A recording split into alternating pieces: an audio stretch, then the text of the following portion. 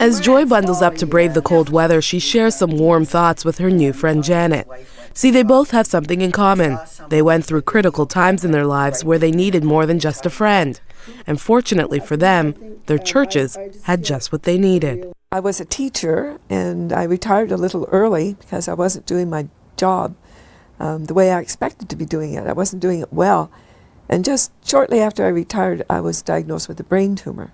It was during that difficult time in Joy's life that someone from a new ministry in her church contacted her, simply offering companionship. For me, it was very important. It was absolutely important. Each minister from this church came, but they can't come every week. You don't expect that. Friends tended to stay away because my face was bloated. I couldn't remember things. I wasn't the person they remembered. And some of them were not comfortable coming around. Others came around and brought me wholesome food and encouraged me and so on, and we laughed. But we didn't talk about things off the heart as I did with my Stephen minister. It's a different relationship. Many of us expect that if something were to happen to us, our pastor would be the first person to respond. And in most cases, that's true. But after he or she has moved on to the next person in need, there is often still a desire for someone to talk to. And that's what Stephen ministers provide. Having a Stephen minister is somebody to walk with them through that dark period in their life, that they're not alone, that somebody cares enough to take time and to spend with them. And when the initial crisis takes place, they are told, you call me day or night, I'll be there for you. And that's very reassuring to people. It's ministries like this one that urges members of the church to reach out to others, especially in times of need.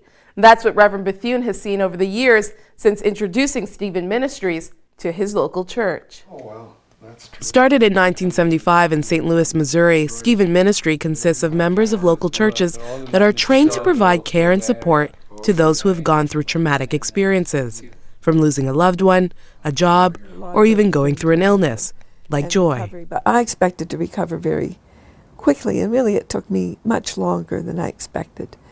And my Stephen minister kept encouraging me, and get up and walk, and are you doing your exercises? And she brought me readings, not long things because I couldn't concentrate too much, but prayers, and I know she brought me some Bonhoeffer to read. She just was always encouraging and listening. And for many, an ear is all they need. Janet Wright Smith was also in need of someone to come alongside her during one of her darkest moments. Well, about 11 years ago I developed a chronic illness, and it has peaks and valleys, and when it's peaks, I'm still out there and I'm still me, and when it's valleys, it's much more secluded lifestyle. And I'm a very communal, extroverted kind of person, and illness is often quite isolating. To have someone desiring to intentionally reserve a piece of time just for me, that they would stop by. We have dogs, and my Stephen minister would bring her dog. And it was just wonderful to have her time. And that's what Stephen Ministry intends to provide, a safe place. The ministers go through an intense job interview process and through several hours of training where they're taught the importance of privacy. In fact, the whole ministry is kept confidential. I don't think most people are going to tell you anything that is very serious and significant in their life if you don't assure them it's going to be confidential. And that's true of Stephen Ministry. I think that's important for us to remember that in the church. So far, there are over 10,000 congregations with the Stephen Ministry, and it continues to grow annually.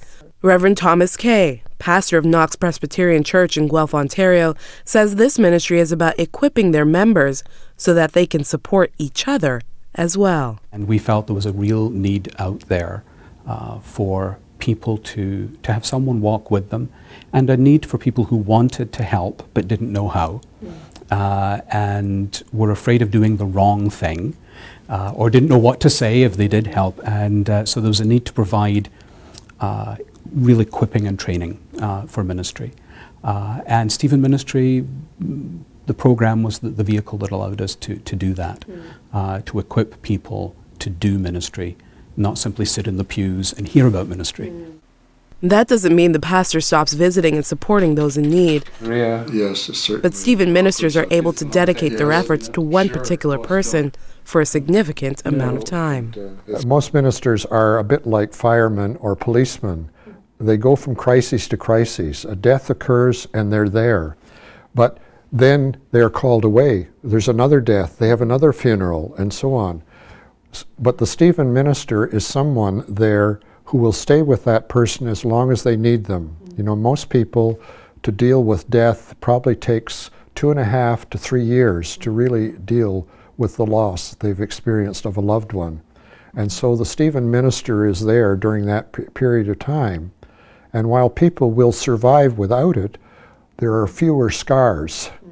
Healing takes place. And what we make clear is that we're the caregivers. Jesus is a cure giver. I think it's really important because there's a lot of people within the church or outside the church that are in a crisis, that need people, that just need someone to sit beside them, to listen to them and be a friend to them and pray with them, or just be with them, offer a cup of cold water. Yeah, just give them God's love. That's what Joy received from her Stephen minister just a few years ago. And now healthy and whole, she knows this ministry helped her get to where she is today. I heard that God cared for me, and she was a representative of God to me.